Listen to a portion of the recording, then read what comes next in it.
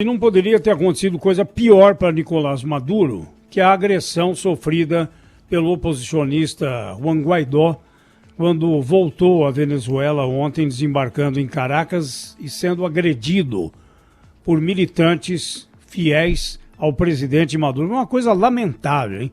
Havia lá segurança, policiais, mas parece que boa parte deles conivente com os agressores, que eram em maior número do que os apoiadores de Guaidó. Foi muito triste o que aconteceu ontem na saída do aeroporto de Caracas. E com isso, a democracia venezuelana mostra a sua cara ditatorial. De novo ali, né, depois, né, Zé Paulo, depois do que fizeram impedindo a entrada do Guaidó no Congresso Nacional da Venezuela, fazendo aquela espécie de eleição paralela ali, né? Duas eleições, para uma delas fraudulenta, evidentemente, que colocou na condição de presidente do Congresso um aliado do ditador Nicolás Maduro.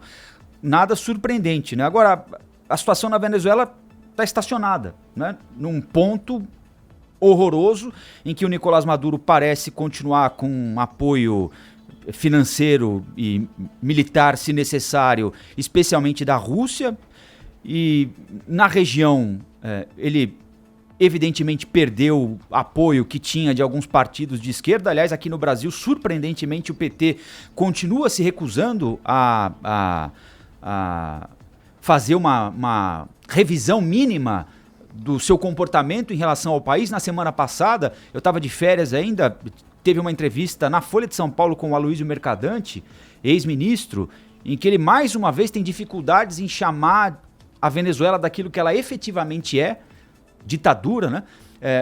Embora tenha perdido apoio de alguns países como o do Brasil, aqui na América do Sul, a situação ali está congelada, porque é aquilo que a gente sempre discute aqui. Enquanto houver o apoio das Forças Armadas, o presidente Nicolás Maduro estará por lá. Houve uma recuperação mínima do preço do petróleo, que deu a ele um mínimo de oxigênio financeiro para continuar distribuindo o mínimo à população faminta e miserável da Venezuela. E a coisa chegou a um ponto ali.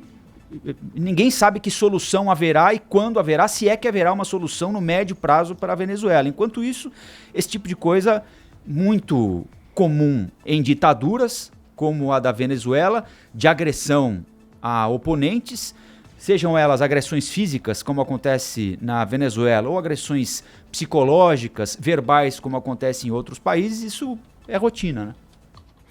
O fato é que é exatamente isso, é a expressão da ditadura, e ditaduras não têm militantes, né? Tem milicianos, tem forças de segurança paralela, tem militares à paisana. É exatamente dessa gente que se serve o ditador Nicolás Maduro para hostilizar seus adversários, para intimidar, para prender, para perseguir.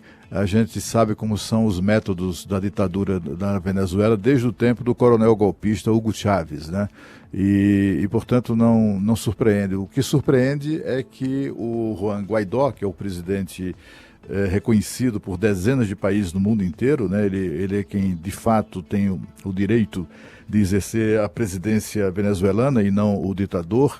O que surpreende é a falta de cuidado dele, né? Eu tenho certeza de que se o esquema de segurança de Juan Guaidó tivesse, ou que pelo menos deveria estar a serviço dele, tivesse tomado as cautelas necessárias, isso não teria acontecido. O fato é que você vê pela própria, enfim, aparência dos agressores, são militares, né? Todos os cabelos com corte militar, são todos eles, são pessoas a serviço da ditadura. São os únicos que estão, a gente já viu isso inclusive em vários depoimentos, né, de militares dissidentes que deixaram a Venezuela, mostrando que uma das formas de o Nicolás Maduro manter o poder é distribuí-lo entre os militares. Então tem militar que controla negócios legais, outros que controlam negócios ilegais, inclusive tráfico de drogas, contrabando, etc.